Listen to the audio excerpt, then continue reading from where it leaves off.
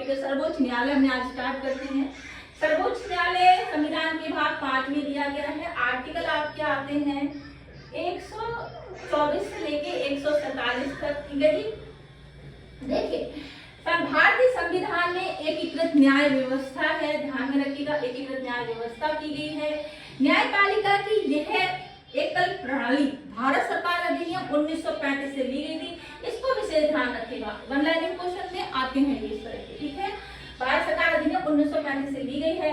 सर्वोच्च न्यायालय, सर्वोच्च न्यायालय की स्थापना 28 जनवरी 1950 को इसका उद्घाटन हुआ था। ठीक है, देखिए वर्तमान में न्यायाधीशों की कुल संख्या मुख्य न्यायाधीश सहित 33 है, लेकिन अधिकतम कितनी हो सकती है? 34 हो सकती है। 2019 तक यह संख्या कितनी थी? 31 थी।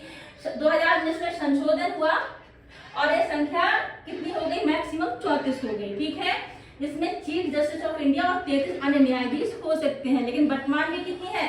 वर्तमान में 33 न्यायाधीश हैं। ठीक है, चीफ जस्टिस ऑफ इंडिया को मिलाकर 33 न्यायाधीश हैं। देखिए यहाँ पे जूम करके पढ़ेंगे तो आपको चीज समझने में लिखा है न्यायाधीशों की अधिकतम संख्या 34 है, जिसमें चीफ जस्टिस ऑफ इंडिया 33 अन्य न्यायाधीश हो सकते हैं। ठीक है, यह संख्या संविधान के अनुच्छेद 124 तथा सुप्रीम कोर्ट संशोधन अधिनियम 2019 के तहत की गई है। 2019 में संख्या कितनी थी? 31 थी। अब कितनी हो संशोधन के बाद कितनी हो गई है? 34 हो गई है।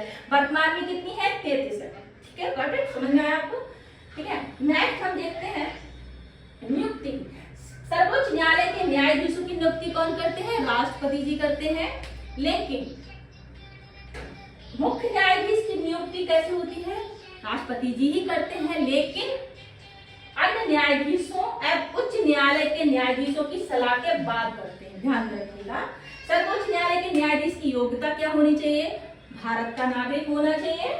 ठीक है, किसी उच्च न्यायालय में 5 वर्ष तक न्यायाधीश होने चाहिए वो, या उच्च न्यायालय या विभिन्न न्यायालयों को मिलाकर 10 वर्ष तक उन्होंने वकालत की होनी चाहिए। ठीक है, न्यूनतम आयु का उल्लेख संविधान में नहीं है, ये विशेष ध्यान रखिएगा। न्यूनतम आयु का उल्लेख संविधान में नहीं किया गया है। ठीक है जी।